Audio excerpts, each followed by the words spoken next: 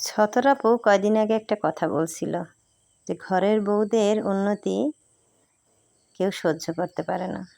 কেউ বলতে কি শ্বশুরবাড়ির লোকজন। কথাটা আসলে 100% সত্য। ধন্যবাদ আপুকে এরকম একটা সত্য কথা বলার জন্য। তো ছতরাপু, তারপরে নকশিকন্যা পেজের আপু, এনারা মাঝে মাঝে কিছু সত্য কথা বলে যা খুবই ভালো লাগে। আর কিছু কিছু মানুষের গায়ে ফোস্কা পড়ে।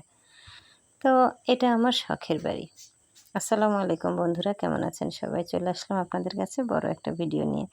তো যে কথাটা বলতেছিলাম, ঘরের বউদের উন্নতি শ্বশুর শাশুড়ি ননদ ভাসুর যা তাদের ছেলে মেয়ে কেউই পছন্দ করে না, কপাল কুঁচকায় দেখে।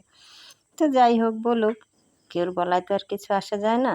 যার যার জীবন তার তার গতিতেই চলবে। এই যে আমার শখের বাড়িটা দেখতেছেন বন্ধুরা, এই বাড়িটার পিছনে আমার অনেক কষ্ট আছে, অনেক আশা আছে, ভরসা আছে, ভালোবাসা আছে। সেগুলা আসলে ভালো দিকটা মনে থাকে না, কষ্টের দিকগুলোই সারা জীবন মনে থাকে। আমারও মনে থাকবে।